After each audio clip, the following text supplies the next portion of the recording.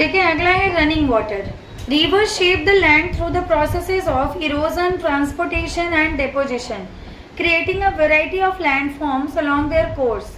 मतलब अपने रास्ते में बहुत सारे लैंड फॉर्म से गुजरती हुई रनिंग वाटर आगे बढ़ती है। नदियों के बारे में खासकर बात कर रहे हैं, तो अपने रास्ते में बहुत सारे लैंड फॉर्म देखता है, कभी वो नीचे जाएगा, कभी वो ऊपर आएगा, तो ऐसे देखते हुए आगे बढ़ता है। At the upper course reverse often form V shape valley. जब वो ऊपर से नीचे गिरती है नदी रनिंग वाटर, तो नीचे वी शेप की वैली बनाती है, बिल्कुल वी शेप की ऐसी, क्योंकि काफ़ी फोर्स होता है जिसकी वजह से तुरंत सिल्ट वहाँ का हटता है और वी शेप ले लेता है वो। वाटरफॉल बनाती है rapids due to steep gradation and strong erosion forces. In the middle course the river start to मेंडियर।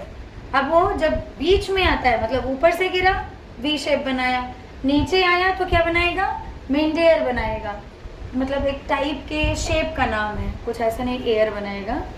ठीक है, forming oxbow lake and flood plains as it loses energy and begins depositing sediments। अब ये क्या करते हैं, ऊपर से तो बहुत एनर्जी के साथ आए थे, नीचे थोड़ा प्लेन है, यहाँ आके ऐसा नहीं, आप कभी हरिद्वार ऋषिकेश ले गए होंगे तो आपने देखा होगा कि वहाँ पे भी नदियों में इतना तेज आवाज़ होता है कि आपको जोर जोर से बोलना पड़ता है अपने आसपास वाले से बात करने के लिए, इतनी तेज आवाज़ आपको सुनाई देगी। या कोई उत्तराखंड हिमाचल का होगा तो उसको पता चलता होगा कि रात में अगर आपका घर किसी नदी नाले के पास है, छोटे मोटे, मैं बहुत बड़े की भी बात नहीं कर रही, तो रात को तेज तेज करती हुई ना ऐसा लगता है पानी, कितना पानी गिर रहा है, तो इतना कम पानी का इतना तेज आवाज़ है। सोचो वो जब ऊपर से गिर रहा होगा तो कितनी एनर्जी के साथ गिरता होगा।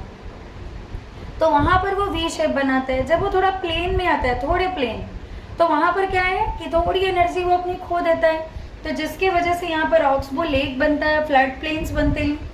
In the low courses the river slows further and deposit large amount of sediment. थोड़े बहुत जो मिट्टी विट्टी लेके आया था नदी, वो प्लेन वाले एरिया में छोड़ देता है, और जब बिल्कुल लास्ट एरिया में जाता है जहाँ सब कुछ बिल्कुल बराबर है, कोई पहाड़ नहीं, कुछ नहीं, तो वहाँ पर वो जितनी मिट्टी थी सबको वहीं सेडिमेंट कर देता है। कुछ नीचे चला जाता है, कुछ साइड साइड में, मान लो कोई पेड़ टूट के बहा के लेके आ रहा है पेड़ को, तो पेड़ को लाके साइड में इकट्ठा करके हुए नदी आगे बढ़ जाएगी। ठीक है, फॉर्मिंग डेल्टा, यहाँ पर वो डेल्टा बनाता है, लेवी बनाता है और एलुवियल फेंस बनाता है। अब ये सब इम्पोर्टेंट है कि जब वो ऊपर से नीचे गिरता है तो क्या बनाता है, जब वो मिडिल एरिया में आता है तो क्या बनाता है, और जब वो लोअर एंड में जाता है तो क्या बनाता है, ये सारी बातें इम्पोर्टेंट है। These landforms are not